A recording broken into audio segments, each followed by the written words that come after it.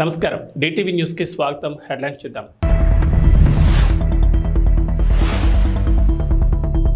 భూమి బద్దలైన ఆగస్టు 15 లోపు రుణమాఫీ రేవంత్ రెడ్డి.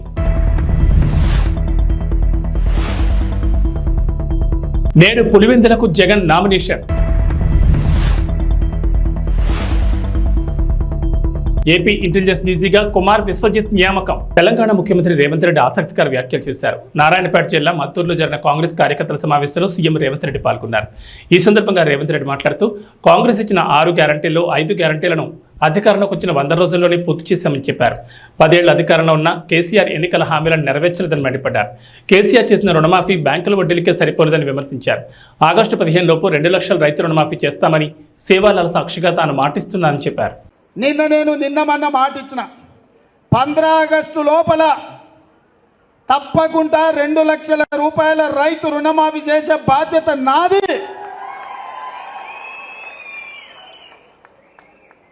సేవలాల్ సాక్షిగా, బావోజీ సాక్షిగా నేను మాట ఇస్తున్నా.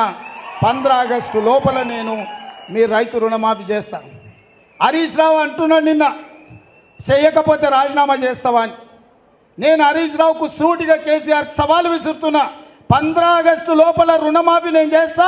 నేను రుణమాఫీ చేస్తే నీ పార్టీని నువ్వు రద్దు చేసుకుంటావా? సవాళ్ళు స్వీకరించు. 15 ఆగస్టు లోపల 2 లక్షల రుణమాఫీ చేసి చూపిస్తా. అక్కడి సూర్యుడు ఇక్కడ మొలిచిన, భూమి ఆకాశాలు తలకిందులైనా, కేసీఆర్ ఫామ్ హౌస్లో ఊరేసుకొని సచ్చినా 15 ఆగస్టు లోపల రైతులకు 2 లక్షల రుణమాఫీ చేస్తా. చేసిన మరుక్షణమే నీ పార్టీని నువ్వు రద్దు చేసుకుంటావా? నా సవాల్ను స్వీకరించు. హరీష్ రావు పోయి నీ మామని అడుగు. నేను మాటిస్తే ఎట్లుంటానో తెలుస్తుంది. నీ మామకు తెలుసు నీకంటే ఎక్కువ. అందుకే ఇవాళ చెప్తున్నా, ఈ వేదిక మీద నుంచి ఏ రైతు ఆధైర్యపడాల్సిన పని లేదు, ఏ రైతు బాధపడాల్సిన అవసరం లేదు. నేను బ్యాంక్ వాళ్ళకు కూడా చెప్తున్నా, రైతులకు నోటీసులు ఇస్తున్నట్ట డిసిసిబి బ్యాంక్ వాళ్ళు. ఎవరు మీరు అట్లాంటి అతిగా వ్యవహరించొద్దు. మిత్తితో సహా, అనా పైసతో సహా మీ పైసల్ని 15 ఆగస్టు లోపల తెలంగాణ ప్రభుత్వం చెల్లిస్తుంది. మీరు రైతులను ఎవరినైనా ఇబ్బంది పెట్టే కార్యక్రమం చేస్తే ఈ ప్రభుత్వం చూస్తూ ఊరుకోదని చెప్పి బ్యాంకు అధికారులకు, కోఆపరేటివ్ బ్యాంకు అధికారులకు కూడా నేను స్పష్టంగా విన్నవిస్తున్నా. మాది జిమ్మెదారీ రైతుల తరఫున రుణమాఫీకి మీ అప్పు చెల్లించేది. 15 ఆగస్టు లోపల నీకు అప్పు కడతాం. మా రైతుల పాస్ పుస్తకాలు విముక్తి చేసి ఇంటింటికి వాళ్ళ దగ్గరికి పంపించే బాధ్యత మా ప్రభుత్వం తీసుకుంటుంది. తెలంగాణ ప్రజల కోసం, తెలంగాణ రాష్ట్ర ప్రయోజనాల కోసం భారత రాష్ట్ర సమితి ఎంతవరకైనా కొట్లాడుతుందని, ఈ విషయంలో ఎవరితోనూ రాజీ పడబోదని బీఆర్ఎస్ పార్టీ అధ్యక్షుడు, మాజీ ముఖ్యమంత్రి కె చంద్రశేఖర్ ప్రకటించారు. తెలంగాణ ప్రజల చిరకాల వాంఛైన ప్రత్యేక రాష్ట్రాన్ని సాధించి దాన్ని దేశానికి రోల్ మోడల్గా తీర్చిదిద్దిన ఘనత బీఆర్ఎస్ పార్టీకి, బీఆర్ఎస్ పాలనకే దక్కుతుందని అన్నారు. మంగళవారం తెలంగాణ భవన్లో కేసీఆర్ ఆధ్వర్యంలో కృష్ణా బేసిన్ పరిధిలోని మహబూబ్ నగర్, రంగారెడ్డి, ఖమ్మం, నల్గొండ, హైదరాబాద్ ఉమ్మడి జిల్లాలకు చెందిన మాజీ మంత్రులు, ఎమ్మెల్యేలు, ప్రజాప్రతినిధులు, పార్టీ ప్రముఖులతో సమావేశం జరిగింది. జై తెలంగాణ, జై తెలంగాణ. గౌరవనీయులు పెద్దలు భాస్కర్రావు గారు, గౌరవనీయులు మాజీ మంత్రి జగదీశ్వర్ రెడ్డి గారు, గౌరవనీయులు బీఆర్ఎస్ పార్లమెంట్ అభ్యర్థి శ్రీ కృష్ణారెడ్డి గారు, టపాకాయలు వేల్చేది ఆపాలయా? టపాకాయలు వేసుకోవడం మనోడేనా? సరిగ్గా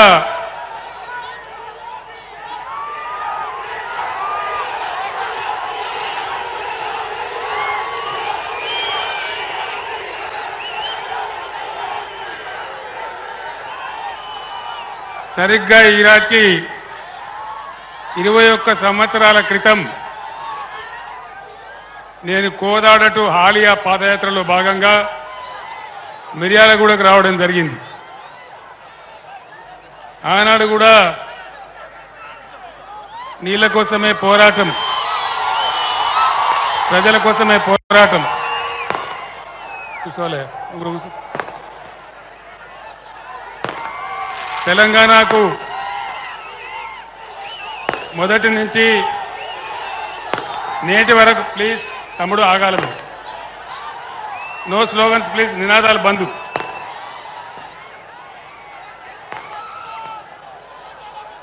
ఆ రోజు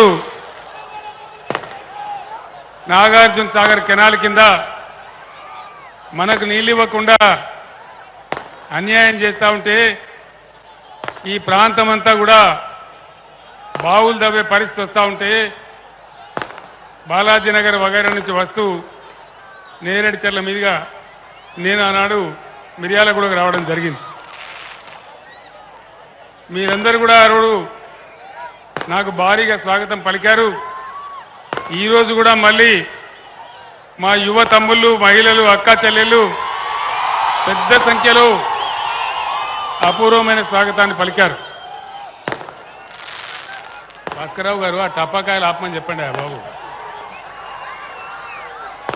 ఆ టపాకాయలు ఆపాలి బాబు. నేను 15 నిమిషాలు మాట్లాడతాను, టపాకాయలు ఆపాలి దయచేసి. వెంటనే ఆపేయాల.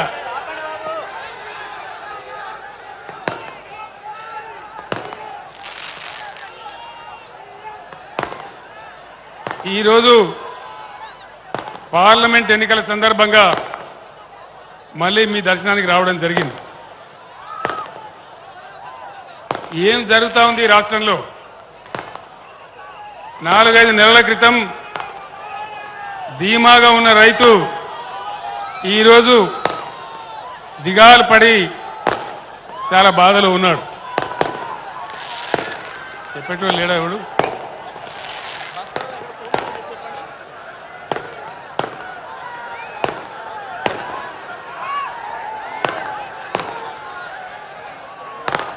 మీ అందరితోని నేను ఒక 4-5 విషయాలు మాత్రం మనవి చేస్తాను.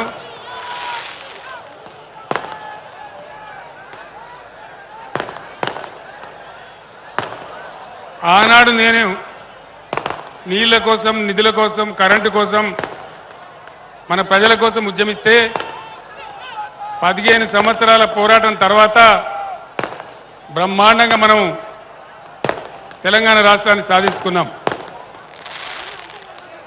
ఈ టపాకాయలు కాల్చేటోడు మనోడేనా మంచోడవాడు?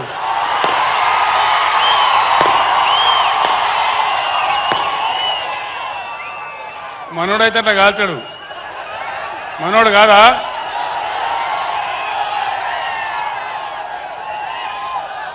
దయచేసి పోలీసు మిత్రులు ఆ టపాకాయలు ఆపేయాల.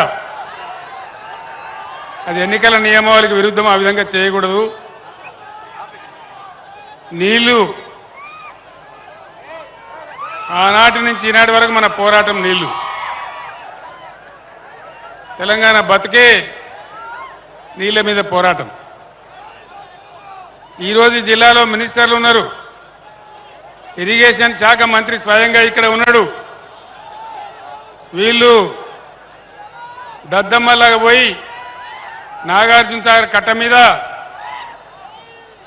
కేంద్ర ప్రభుత్వానికి అధికారం ఇచ్చేసినారు, కేఆర్ఎంబీకి అప్పచెప్పినారు. మీరందరూ కూడా చూసినారు ఆ విషయాన్ని కల్లారా. మీ అందరు నేను ఒకటే కోపం వచ్చిందో, ఏం భ్రమల పడ్డారో, పాలిచ్చే బర్రెను ఆయన అమ్మేసి దున్నపోతుంది తెచ్చుకున్నారు.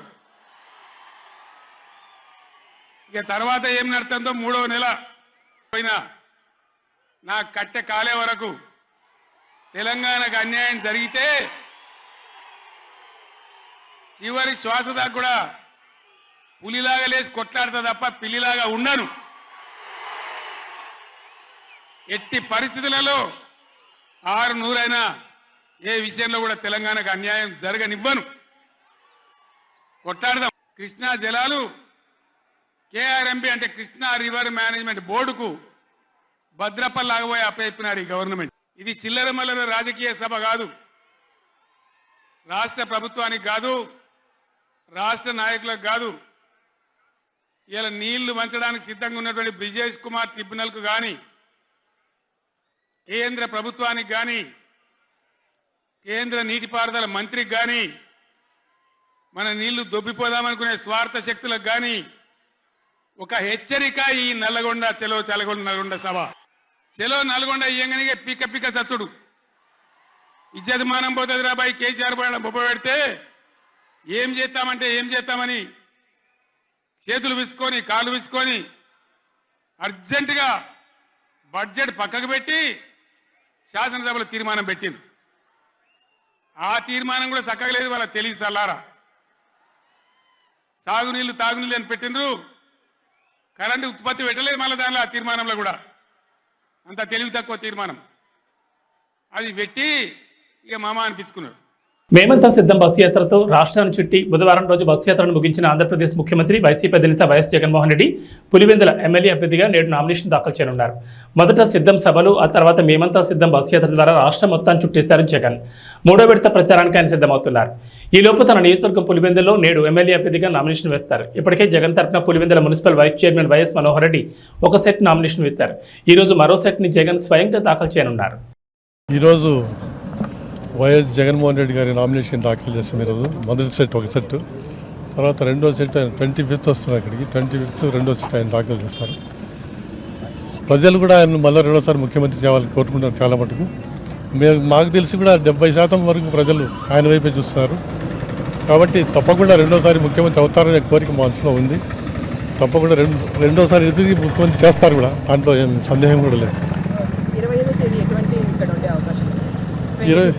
25th ఇక్కడ వస్తూనే పబ్లిక్ మీటింగ్ ఉంటుంది. పబ్లిక్ మీటింగ్ అయిన తర్వాత మధ్యాహ్నం పైన నామినేషన్ వేస్తారు. సార్వత్రిక ఎన్నికల నేపథ్యంలో ఏపీ ఇంటెలిజెన్స్ డీజీగా కుమార్ విశ్వజిత్ను ఎన్నికల కమిషన్ నియమించింది. విజయవాడ సిపిగా పిహెచ్డి రామకృష్ణకు బాధ్యతలు అప్పగించింది. గురువారం ఉదయంలోపు బాధ్యతలు చేపట్టాలని ఉత్తర్వులు జారీ చేసింది. కాగా intelligence DG Seetharamanjaneyulu Vijayawada CP Kranthi రాణాను బదిలీ చేస్తూ ఏపీఈసీ మంగళవారం నిర్ణయం తీసుకుంది. వీరిని తక్షణమే విధుల నుంచి బదిలీ చేస్తూ ఆదేశాలు జారీ చేసింది.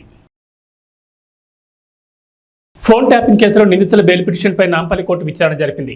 కేసులో నిందితులుగా ఉన్న రాధాకిషన్ రావు, భుజంగరావు, తిరుపతన్న, ప్రణీత్రావు బెయిల్ పిటిషన్లలో పోలీసులు కౌంటర్ దాఖలు చేశారు. కేసు విచారణ జరుగుతుందని, బెయిల్ ఇస్తే నిందితులు సాక్షులను ప్రభావితం చేస్తారని బెయిల్ ఇవ్వద్దంటూ పోలీసులు కోర్టును కోరారు. ఈ క్రమంలో తదుపరి విచారణ ఈ నెల 24కు వాయిదా వేసింది నాంపల్లి కోర్టు.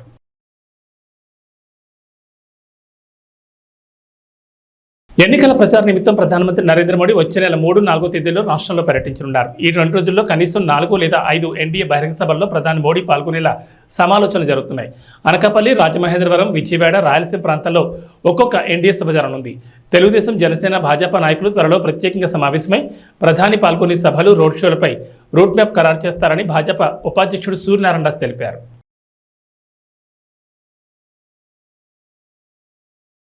ప్రైవేట్ రంగ Kotak Mahindra bank reserve bank shock ఇచ్చింది. ఆన్లైన్ మొబైల్ బ్యాంకింగ్ మాధ్యమాల ద్వారా కొత్త కస్టమర్లను చేర్చుకోవద్దని ఆదేశించింది.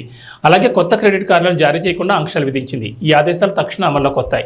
బ్యాంక్ ఐటీ రిస్క్ మేనేజ్మెంట్లో తీవ్రమైన లోపాలు బయటపడడం ఇందుకు కారణమని ఆర్బీఐ పేర్కొంది. అయితే క్రెడిట్ కార్డు కస్టమర్లు సహా ప్రస్తుతం ఉన్న ఖాతాదారులందరికీ బ్యాంక్ యథాప్రకారం సేవలు అందించడానికి కొనసాగించవచ్చని తెలిపింది. మే 4న కోటక్ మహీంద్రా బ్యాంక్ ఆర్థిక ఫలితాలను వెల్లడించనున్న నేపథ్యంలో తాజా పరిణామం ప్రాధాన్యం సంతరించుకుంది. బ్యాంక్ ఎక్స్టర్నల్ ఆడిట్ నిర్వహించి అందులో బయటపడే సమస్యలను, తాము గుర్తించిన లోపాలను పరిష్కరిస్తే ఆంక్షలు సమీక్షిస్తామని ఆర్బీఐ పేర్కొంది. పదే సాంకేతిక అంతరాయాలు తలెత్తున్న కారణంగా 2020 డిసెంబర్లో హెచ్డిఎఫ్సి బ్యాంక్పై కూడా ఆర్బీఐ దాదాపు ఇదే తరహా ఆంక్షలు విధించిన సంగతి తెలిసిందే. గుజరాత్తో చివరి బంతి వరకు ఉత్కంఠభరితంగా సాగిన మ్యాచ్లో ఢిల్లీ క్యాపిటల్స్ విజయం సాధించింది. గుజరాత్ విజయానికి చివరి ఓవర్లో 19 పరుగులు కావాల్సిండగా కేవలం 14 పరుగులు మాత్రమే వచ్చాయి. తొలి 5 బంతుల్లో 13 పరుగులు రాగా చివరి బంతికి 5 పరుగులు అవసరమయ్యాయి. కానీ ఒకే పరుగు రావడంతో గుజరాత్ 4 పరుగుల తేడాతో పరాజయం పాలైంది. రషీద్ ఖాన్ పోరాడిన గుజరాత్కి విజయాన్ని అందించలేకపోయాడు. ఈ మ్యాచ్లో తొలుత బ్యాటింగ్ చేసిన ఢిల్లీ నిర్ణీత 20 ఓవర్లలో 4 వికెట్ల నష్టానికి 224 పరుగులు చేసింది. గుజరాత్ 220 పరుగులకి పరిమితమైంది. ఇంటి స్థలం ఆశ చూపి మా కాలనీ వాసులకు వైసీపీ కండువాలు వేశారని, కానీ ఆ యువకులు టీడీపీ సొంత గూటికి చేరారన్నారు. వైసీపీ నాయకులు దిగజార రాజకీయాలు చేయడం మానుకోవాలని కర్నూలు పార్లమెంట్ టీడీపీ ఉపాధ్యక్షులు ముత్తిరెడ్డి, పల్లెపాటి రామరెడ్డి అన్నారు. కర్నూలు జిల్లా కొసిగిలో టీడీపీ పార్టీకి కంచుకోటగా ఉన్న 2వ వార్డుకు చెందిన 20 కుటుంబాల యువకులను వైసీపీ పార్టీకి చెందిన ఓ యువకుడు ఇంటి స్థలాలు ఇప్పిస్తామని ఆశ చూపి Mantralayam YCP MLA Balanagi Reddy, YCP మండల ఇన్ఛార్జ్ మురళీరెడ్డి ఆధ్వర్యంలో 2 రోజుల క్రితం వైసీపీ కండువాలు వేశారన్నారు. బుధవారం తిరిగి సొంత గూటికి టీడీపీ పార్టీ కండువాలను కప్పుకున్నారు. టీడీపీ పార్టీ అంటే తమకు ప్రాణమని, పార్టీ ఆవిర్భావం నుంచి తమ తల్లిదండ్రుల పార్టీలోనే ఉన్నామన్నారు.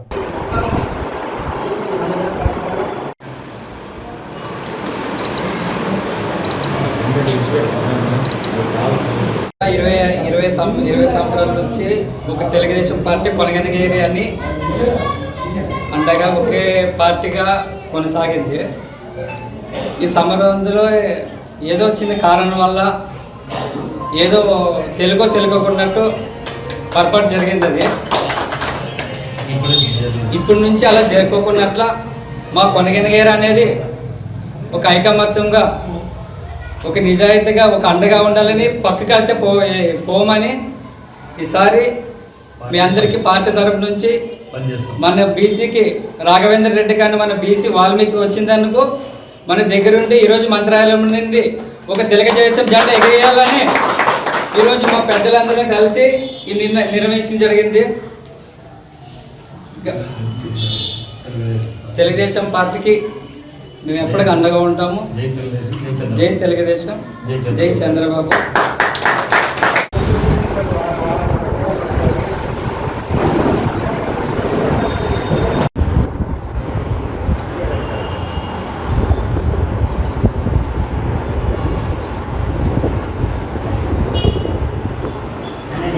అశేష జనవాహిని మధ్య వైఎస్ఆర్ పార్టీ ఎమ్మెల్యే అభ్యర్థి బాలనాగిరెడ్డి అట్టహాసంగా నామినేషన్ దాఖలు చేశారు. ముందుగా గ్రామదేవత మంచాలమ్మను రాఘవేంద్ర స్వామిని దర్శించుకుని ప్రత్యేక పూజలు నిర్వహించారు. వైఎస్ఆర్సీపీ అభ్యర్థి బాలనాగిరెడ్డితో పాటు టీటీడీ బోర్డు సభ్యులు సీతారామరెడ్డి, మండల అధ్యక్షులు భీమిరెడ్డి, విశ్వనాథ్ రెడ్డి ఉన్నారు.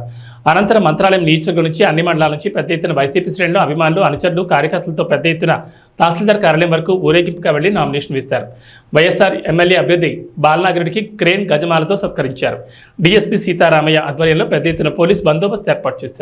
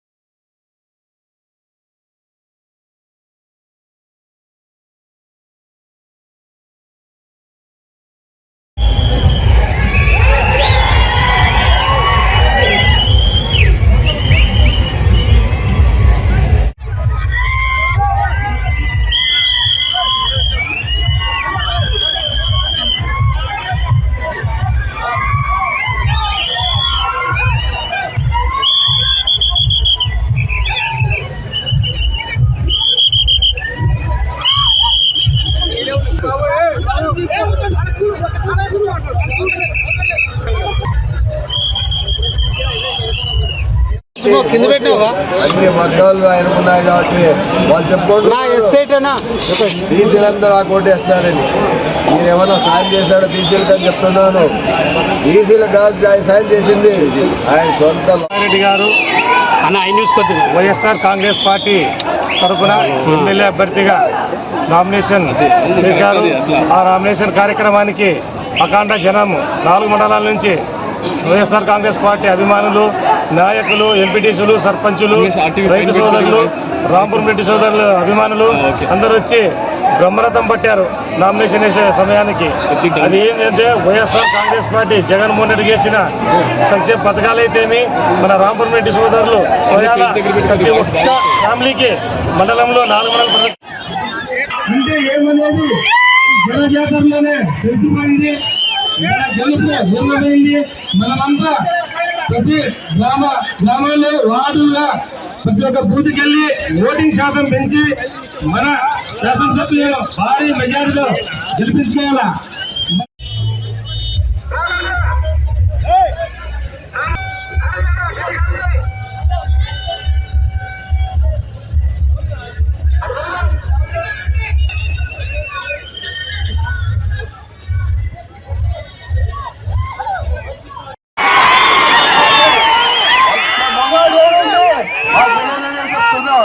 ఎందుకంటే సింగల్ గానే పోటీ చేస్తాం, సింగల్ గానే వస్తుందా. ఇలాగే చెత్త కట్టుకొని రావాల్సిన అవసరం లేదు, కూటమితో చెత్త చేసుకోవాల్సిన అవసరం లేదు మాకు. ఎందుకయ్యా నా జనం అనుకున్నంత వరకు ఇంకోరి మీద ఆధారపడాల్సిన అవసరం ఏముందా? 40 ఏళ్ళ ఇండస్ట్రీ, 14 ఏళ్ళ ముఖ్యమంత్రి. సిద్ధేశ్వరం ఏమన్నా అడుగుతుందా? ఎక్కడా లేదు. నిజంగా మొగాడంటే జగన్మోహన్ రెడ్డి అని చెప్తున్నా. ఒకసారి పులి బయటికి ఫోన్లో నుంచి పులి బయటకు వచ్చింది. అప్పుడు మనము ప్రతిపక్షంలో కూర్చున్నా కూడా మనకు భయపడలేదు, పాదయాత్ర చేశాడు మన పులి. అలాంటి పులి నాకు నా సోదరు లాంటి నా పులి. నేను కూడా మా సోదరుల కుటుంబ సభ్యులు మీరు అందరూ ఉన్నంత వరకు నేను కూడా పులి అని చెప్తున్నా. మీరందరూ ఒకటే ఆలోచన చేయాలి. మంచి వ్యక్తులకు ఓటేస్తే 15 సంవత్సరాలు